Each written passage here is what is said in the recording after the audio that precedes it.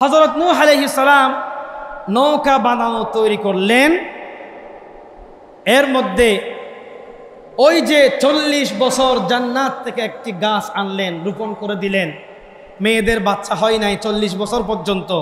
ওই গাছটা অনেক বড় হয়েছে, ওই গাছটা কেটে কেটে তক্তা বানালেন আল্লাহর আদেশে। আর ওখানে তক্তা হয়েছে 1,24,000 তক্তা হয়েছে, এটা অনেকে বলা বলি করছে। এবার সেই তক্তার মধ্যে প্রত্যেকটা নবী আদম আলাইহিস সালাম থেকে শুরু করে রাসূল করিম সাল্লাল্লাহু আলাইহি ওয়াসাল্লাম পর্যন্ত প্রত্যেকটা তক্তার মধ্যে আম্বিয়া আলাইহিস সালামের নামগুলো উল্লেখ করে দিয়েছেন, লিখে দিয়েছেন। আচ্ছা, এই ঘটনাগুলো আমরা শুনে থাকি। এবার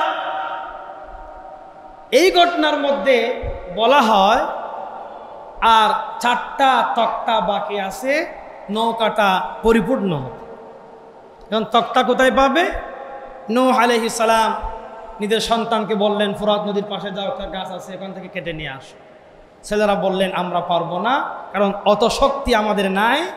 তো একজন ব্যক্তি আছে বীর পলোয়ান, তার নাম হচ্ছে উজ। নাম কি? ওনাকে বলল, উনি বললেন আমাকে পেট ভরে খাবার দিতে হবে, তাহলে আমি নিয়ে আসবো। উনি ধরে মানে এইভাবে মানে তুলে কাঁধে নিয়ে আসলেন। এত বিশাল বীর পলোয়ান একজন ব্যক্তি। তো ওখানে ওই গাছটা আনলো এবং 4টা তক্তা হয়েছে।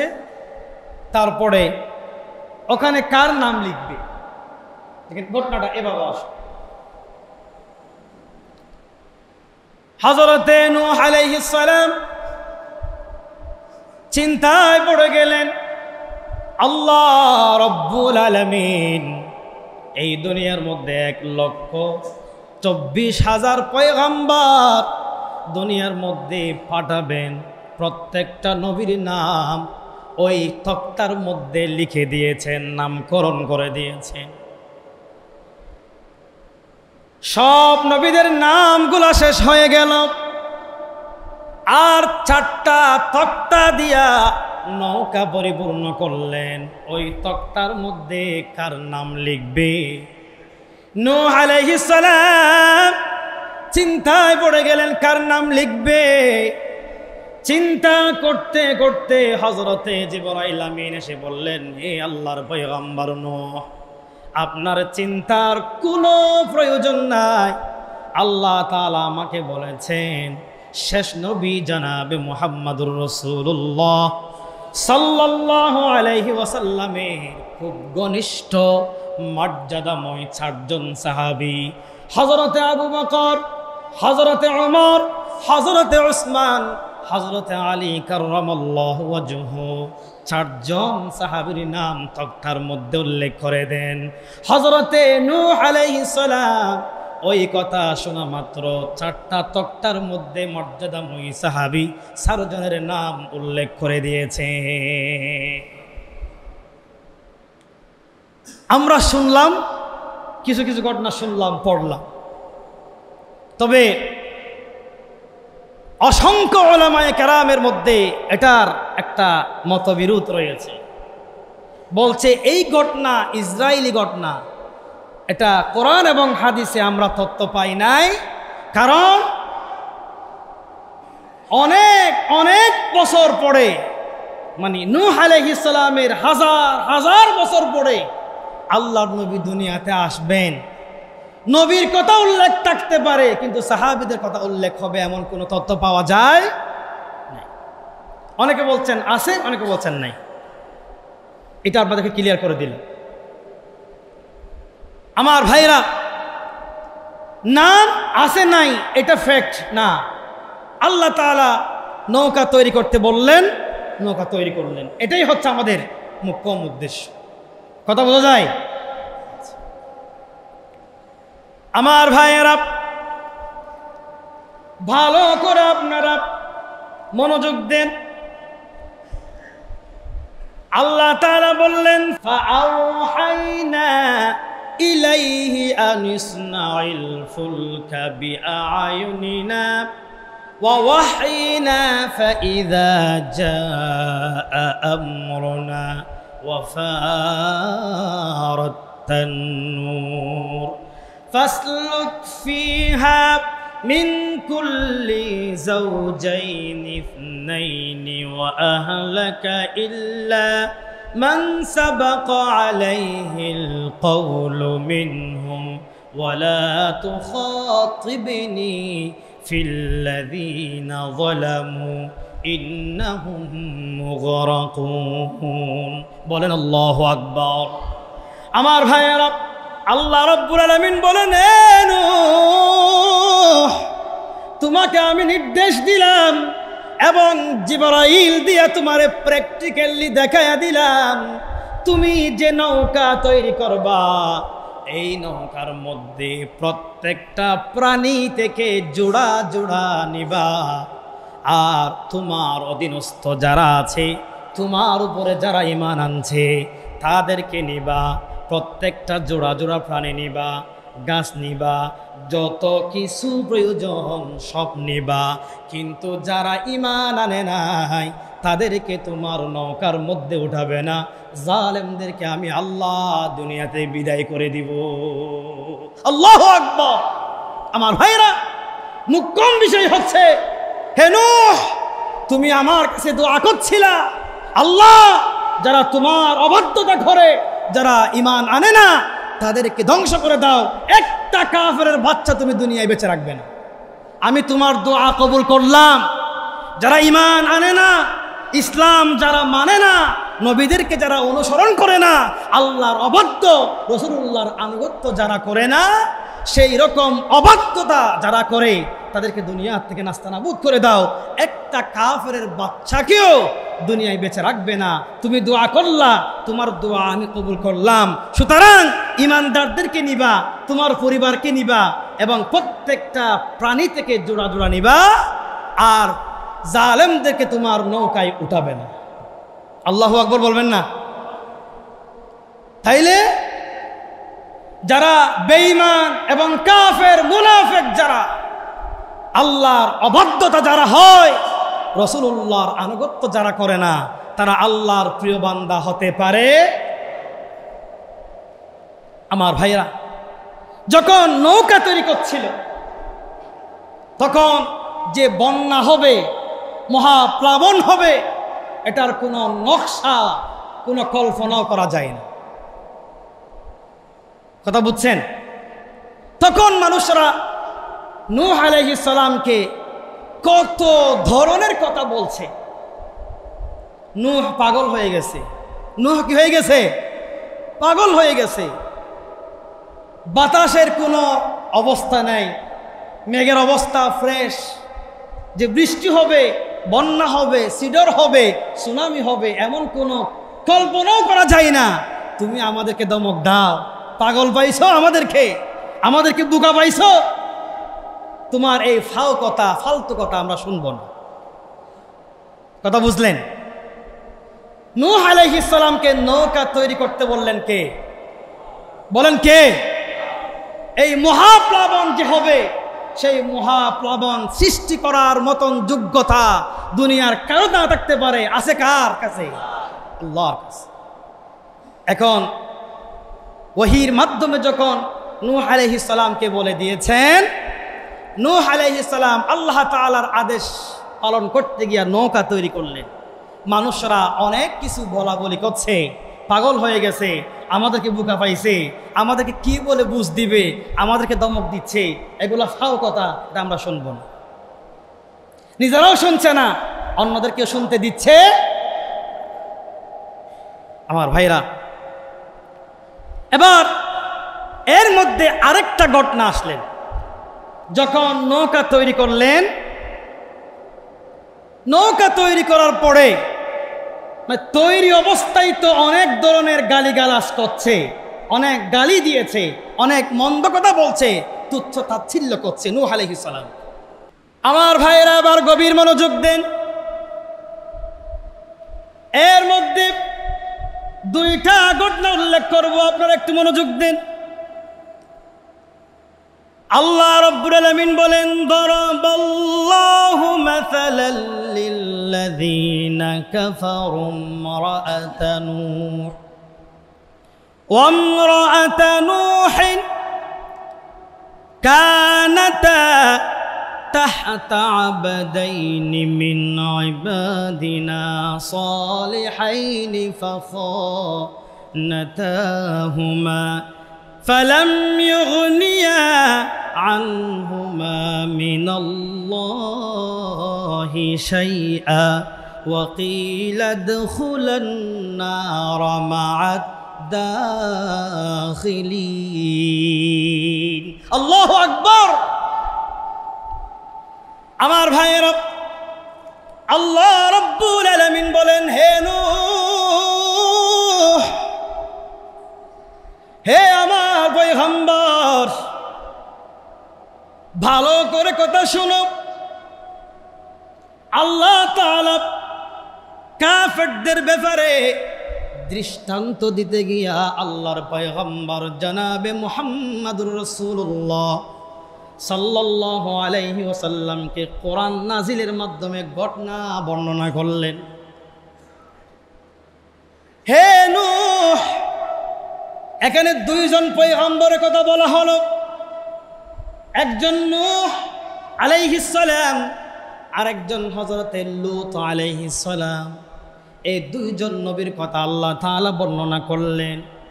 নবীকে এই ঘটনাগুলো আল্লাহ তাআলা বলতেছেন, হাজার হাজার হাজার পূর্বের ঘটনা আল্লাহ তাআলা ওহীর মাধ্যমে আমার নবীকে জানান দেন। ও নবী, হযরতে নূহ এবং হযরতে লূত এই দুইজন নবী আমার অধীনস্থ বান্দা ছিল। এই দুইজন বান্দা আমার ভালো নবী ছিল, আমার পয়গম্বর ছিল। কিন্তু উনাদের দুইজন স্ত্রী ছিল, নরমালি কোনো কাফের নয়, জঘন্যতম কাফের ছিল, জঘন্যতম মুশরিকা ছিল। এই দুইজন নবীর স্ত্রী নবীর কাছে থাকার পরেও ঈমান আনে নাই, নবীকে নবী হিসেবে মেনে নেয় নাই, আল্লাহর অবাধ্যতা করেছে। আল্লাহর অবাধ্যতা করার কারণে আমি আল্লাহ দুইজন নবীর স্ত্রীকে জ্বালায়া ফুড়ায়া দুনিয়া এবং আখিরাতে তাদের জীবনটারে বরবাদ করে দিয়েছি। আল্লাহু আকবার বলে। নবীর স্ত্রী হযরতে নূহ এবং হযরতে লূত আলাইহিস সালাম নবীর স্ত্রী হওয়ার পরেও ঈমান আনতে পারে নাই, ঈমান গ্রহণ করে নাই, ঈমান আনে নাই। এজন্য আমি তাদেরকে ওয়াকিল আদখুলান নার মা'আদ দাখিলিন, আমি তাদেরকে আগুনে, যারা আগুনে প্রবেশ করেছে, জাহান্নামী হয়েছে, আমিও নবীর বউ হওয়ার পরেও আমার অবাধ্যতা হওয়ার কারণে, ঈমান না আনার কারণে তাদেরকে জাহান্নামে ঢুকাই দিয়েছি। বলেন নাউযু বিল্লাহ। আমার ভাইরা, এবার আপনারা এই কোরআনের আয়াত থেকে, নূহ আলাইহিস সালামের ঘটনা থেকে আপনারা একটু শিক্ষা অর্জন করেন। আমার দেশে বড় বড় খানকা মাজার রয়েছে, আছে না নাই? হ্যাঁ, পীর সাহেবের কবর মাজার যত বড়, পীর সাহেবের স্ত্রীর মাজারও তত বড়, আছে না নাই? বলেন আছে না নাই? কারণ জামাই যদি পীর হয়, বউ পীর হবে এমন কোনো কথা আছে? কথা বলেন। জামাই যদি পীর হয়, বউ যদি আমল না করে পীর হয়ে জান্নাতে যাবে এমন কোনো কথা কি আছে? বলেন আছে? নাই। যেইখানে নবীর স্ত্রী হওয়ার পরেও আমল করে নাই, ঈমান আনে নাই, জাহান্নামে যেতে হয়েছে। এক, এটা বউয়ের ক্ষেত্রে গেল। এরপর আল্লাহ তাআলা কি বলেন দেখেন। আমার ভাইরা, ফাস্তাওয়াত আলাল জুদি, যখন মহাপ্লাবন শুরু হলো, ওই প্লাবন শুরু হওয়ার আগেই জিবরাইল আমিন এসে বললেন, হে নূহ, আল্লাহর পয়গম্বর মক্কাতুল মুকাররমায় যান।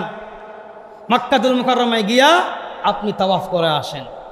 তাওয়াফ করে এসে আপনার রান্নার যে চুলা রয়েছে সেই চুলা থেকে গরম পানি বের হবে।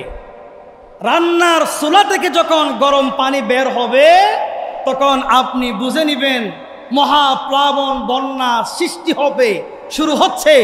এর আগেই আপনি সব অধীনস্থ ব্যক্তিদেরকে নৌকায় উঠাবেন এবং আপনি প্রস্তুত হয়ে যাবেন। আমার ভাইরা, নূহ আলাইহিস সালাম তাওয়াফ করে আসলেন, ওনার চুলা থেকে গরম পানি বের হচ্ছে।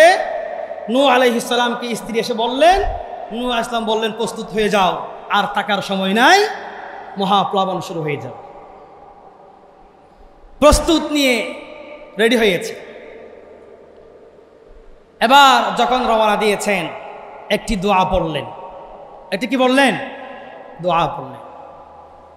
আমার ভাইয়েরা, নৌকার মধ্যে উঠে নূহ আলাইহিস সালাম একটি দোয়া পড়লেন। দোয়াটা হলো বিসমিল্লাহি মাজরিহা ওয়া মুরসাহা ইন্না রাব্বি লাগাফুরুর রহিম। বলেন আল্লাহু আকবার। আমার ভাইয়েরা, সেই নূহ আলাইহিস সালামের নৌকায় ওঠার মধ্যে যে দোয়া পড়েছিলেন, কিয়ামত পর্যন্ত বান্দার জন্য নৌকা প্রয়োজন হবে কি হবে না? বলেন হবে কি হবে না? নৌকা প্রয়োজন নাই? নৌকা, বড় বড় জাহাজ আমাদের প্রয়োজন আছে না নাই?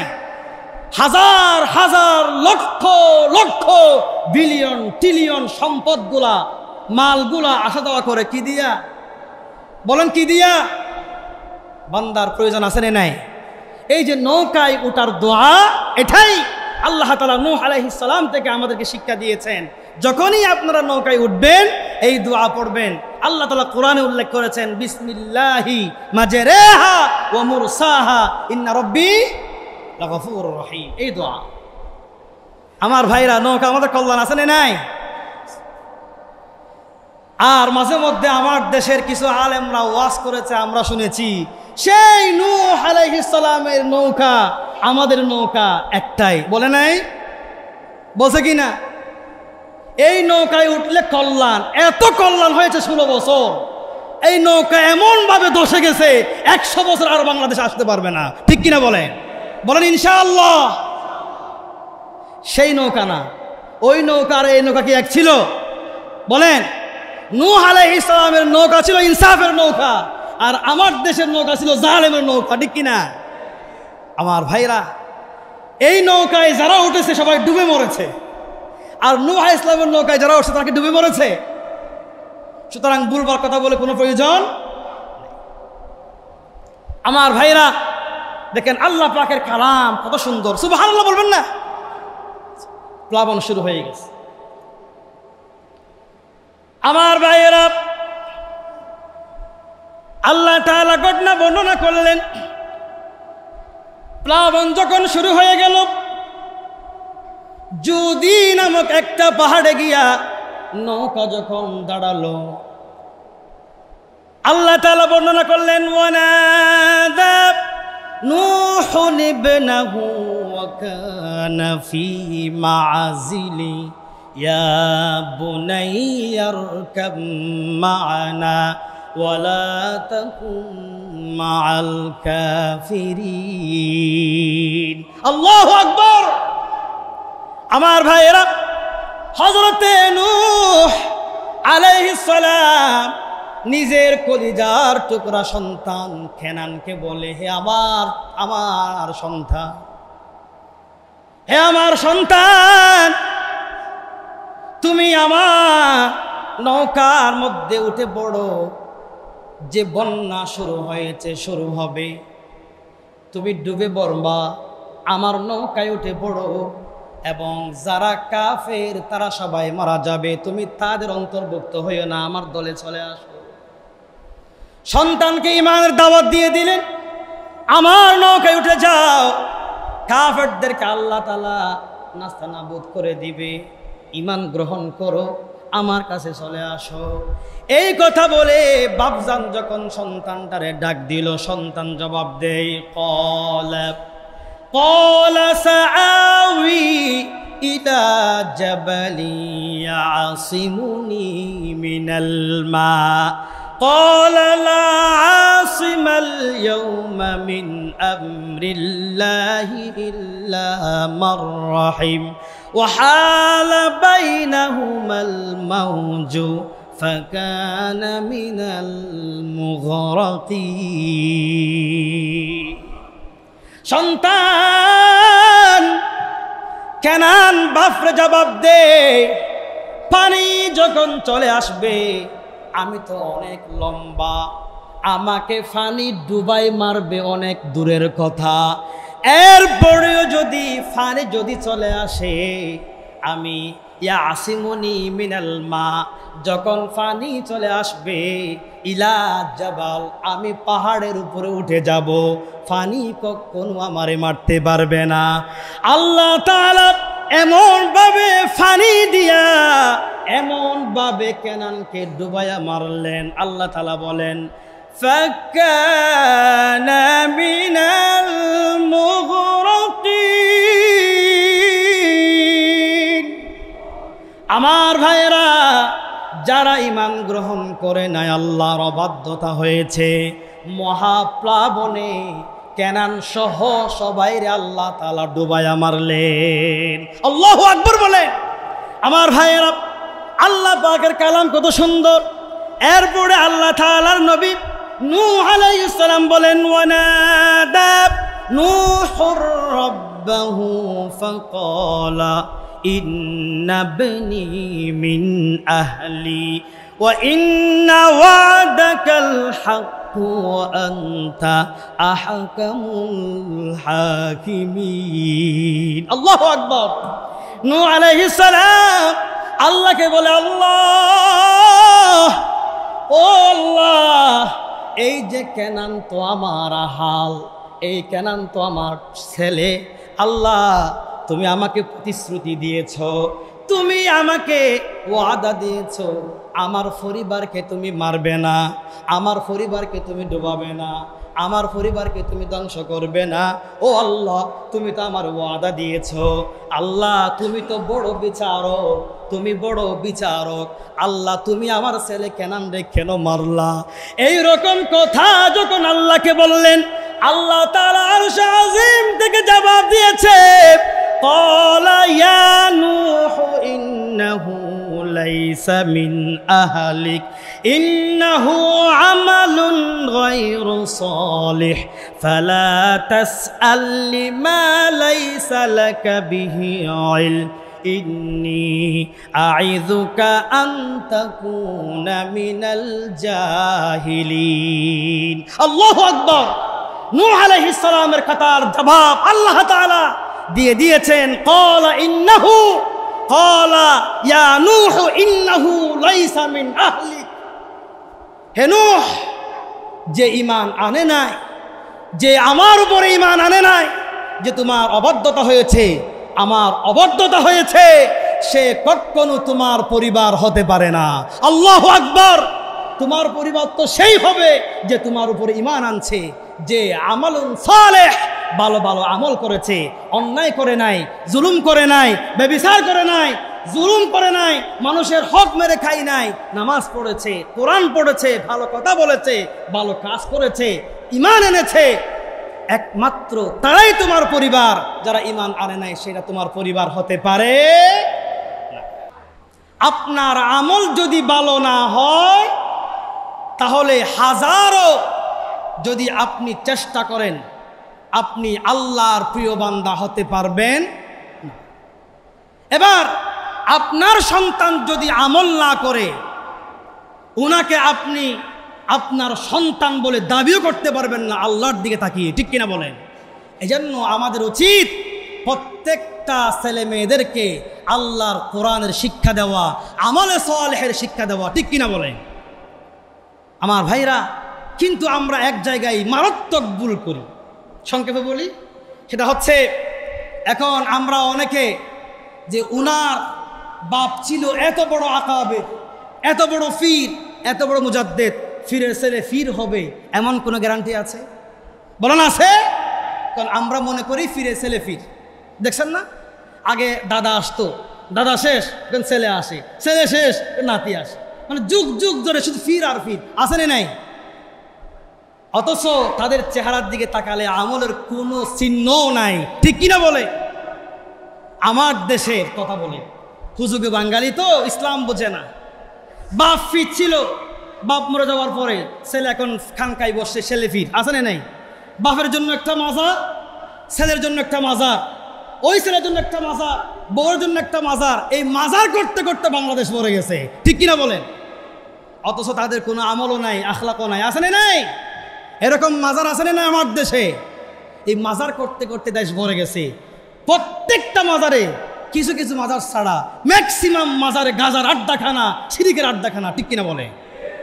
আমার ভাইরা, এখান থেকে আমাদের সরে আসতে হবে, কোরআনের দিকে আসতে হবে, আমল ঠিক করতে হবে। আমার দেশে যদি ইসলামী হুকুমত চলে আসে, আল্লাহর কোরআন যদি সংবিধান হয়, আমরা প্রস্তাব করব প্রত্যেকটা মাজার ভেঙে তছনছ করে দিয়া, যেই মাজারে শিরিক হয় এগুলো ভেঙে স্কুল করে দেন, মাদ্রাসা করে দেন, ওখানে শিক্ষার একটা মারকাজ তৈরি করে দেন। অনেক ভাইরা আল্লাহর কোরআন শিখতে পারবে, ওখান থেকে ডাক্তার, ইঞ্জিনিয়ার হবে, দেশের কল্যাণ হবে, ঠিক কিনা বলে? এজন্য আমরা আল্লাহর কাছে দোয়া করি, এই শিরিক থেকে যেন এই বাংলাদেশকে আল্লাহ তাআলা হেফাজত করেন, বলেন আমিন। আরো জোরে আল্লাহুম্মা আমিন।